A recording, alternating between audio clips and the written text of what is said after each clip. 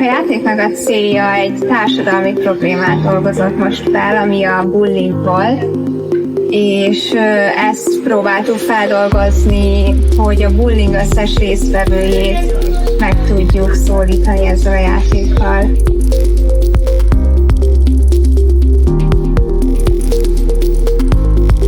Egy 60 órás képzés keretein belül pedig létrehoztuk a Házi Bullying nevű interaktív játékot, amely egy detektív nyomozó játék, és az a fiatalokra szól, az osztályon belül milyen bullying érheti őket. A bullyingnak nagyon sok formája van, tehát lehetünk mi bántalmazottak, mi bántalmazhatunk valakit, és lehet, hogy csak végignézzük, hogy valakit bántalmaznak.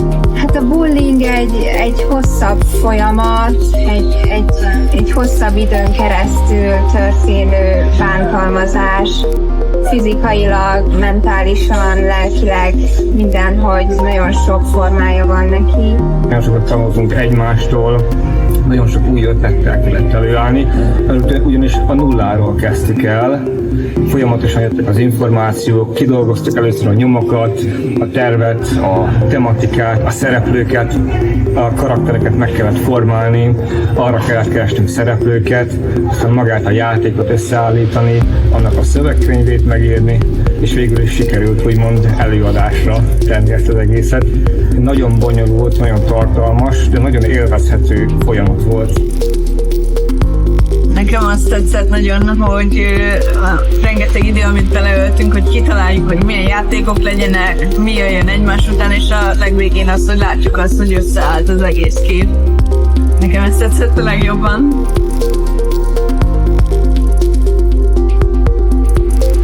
Leginkább fiatalokhoz mentünk, meg amúgy is fiataloknak volt így tervezve a játék, ilyen középsulisoknak, vagy ilyen 20 éveseknek, de amúgy szerintem bármelyik korosztály le tudja játszani, mert mindenkinek az életében volt már hasonló bullying helyzet.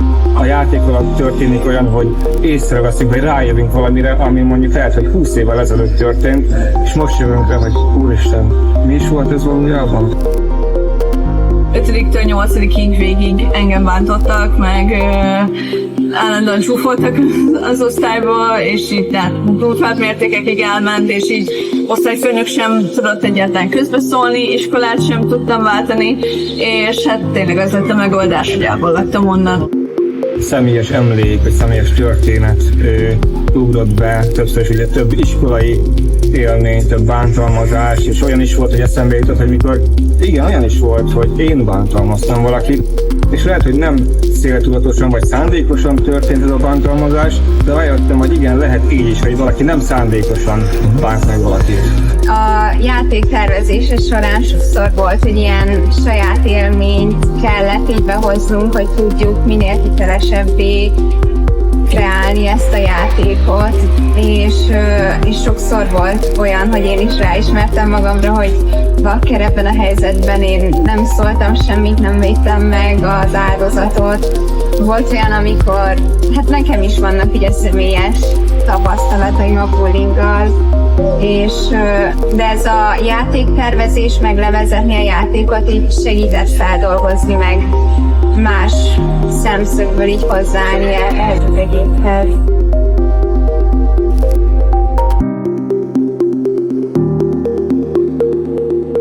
Szinte mindenki nagyon pozitívan állt hozzá, elég aktívan részt is vettek az egész játék során. Nagyon tetszett nekik, izgalmasnak tartották, hogy ők is nyomozók lehetnek, és akkor, hogy így bevonjuk őket egy nyomozásba. Mindig másfajta iskolákba visszük, mindig más gyerekek közé, más osztályba, és így mindig másképp reagálnak rá, de negatívan sehol nem reagáltak rá. Általában mindig nyitottak voltak rá, különböző részeknél nyíltak meg. Volt olyan, hogy volt, aki szorongással küzdött, egy szót sem akart szólni az osztályban, és a végén a feldolgozó beszélgetésen ő szólalt meg először magától.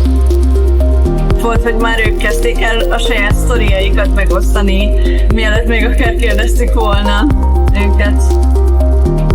A játék levezetése után volt egy ilyen megbeszélő foglalkozás, ahol átbeszéltük, hogy milyen volt lejátszani a játékot, meg milyen élményeik voltak, és az számomra egy hatalmas visszajelzés volt, hogy rengeteg ember mondott saját élményeket a bullyinggal kapcsolatban. Volt olyan, aki ráismert, hogy ő bullyingolt az életébe, és számomra ez egy ilyen nagyon nagy élmény volt, hogy így rá tudtunk mutatni embereknek arra, hogy mi ez a bullying, meg hogy tud ebből kijönni.